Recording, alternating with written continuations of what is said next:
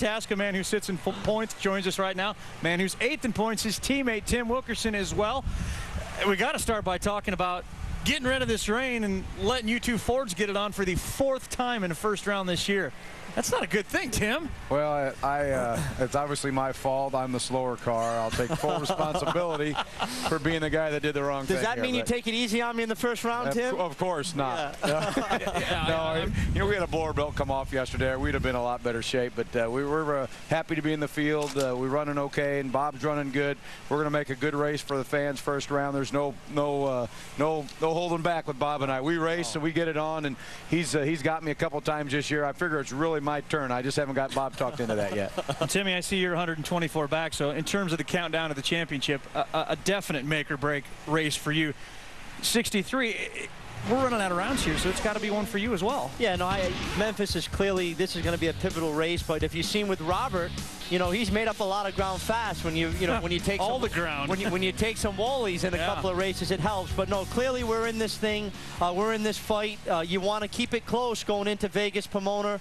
We need to go some rounds, leave here with the trophy. We could be in first place. So we're excited about where our chances are and competing with this championship, and we'll see where the chips fall here in Memphis. You've also announced the extension of the association between your two cars. Tim, how beneficial has that been to you this year? Bob's a great teammate, and Chris is good to talk with. You know, between rounds we have a lot of discussions, and we're just trying to make both of our cars better. We've already had discussions for off-season testing. Bob and I are trying to make our cars faster every time. We want the Fords to be the best, and you know, now that Robert Height and Jimmy Prock have come out of their coma, it's just been a bad time for the rest of us. I've already petitioned to get Cruz back in the top 10 and get Robert thrown out, but I don't think they're going to do that.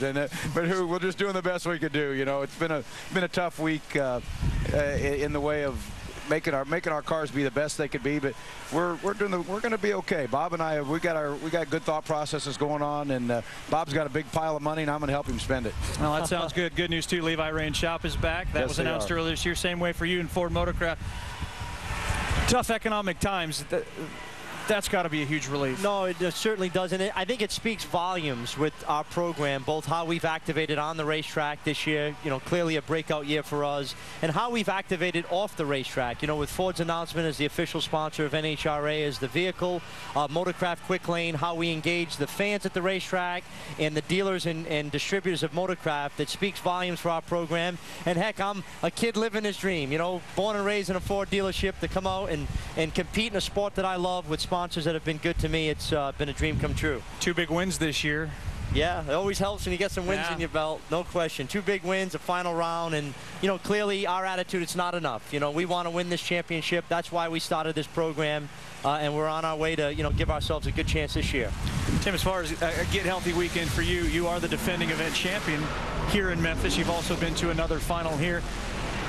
Do you like racing here when it doesn't rain? Oh yeah, no, we've always had good luck here, even in the alcohol class. When I'm back in the division days, I won races here, and my kid's driving my car that won last year. So you're going to see some really good racing if we get this done. I'm thinking about building a fire right here in the middle of this table to keep warm up. Good idea. With your son in qualifying yesterday.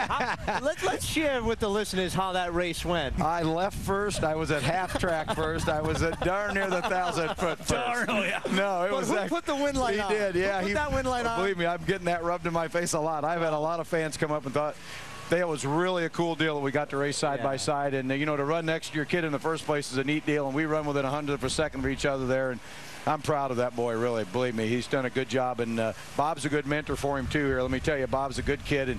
And we have a lot of discussions about having 2 and 3 and 4 cars someday. But you never know. Hopefully we can get that done. You're leading to my next question. He's been out twice this year. How soon before he joins the fold with you guys? And well, we can take a shot on any potential sponsors out there. We got a young gun out here and a pretty good program. These hot rods, we know how to make them fly. So you know, Daniel's a great driver. You know, he's got a great personality. Everybody's saying that about him. Yeah. Why? You tell me what it is specifically. I can tell you, because, you know, being in my 2nd year, just interacting with Daniel a little bit, he's calm and collected. You know, he's in that car before he gets in. He knows where he's at. He's been to the races and seen his dad run, and for me, seeing John and Tony run over the years, you get a sense of it. And he's got quite a few laps in a car. You know, he's driven Tim's car quite a bit, so he may be a rookie, but he's got a few hits of the gas in him. No, that'll be fun to have him here. Yeah, any chances next year? Yeah, we're working on it. No, yeah. we're talking about it and working on it hard. I can tell you, that was his 12th lap in a car. Yeah, that he made.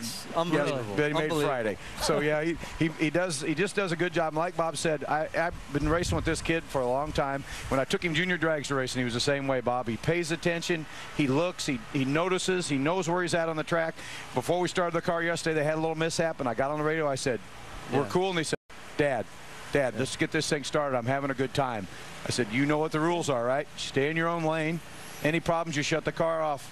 He does the thing every time. He's just a good kid. And he's driven an alcohol car. You know, like I came up through alcohol, and I don't think there's a better car out there to learn how to drive a fuel car than an alcohol funny car.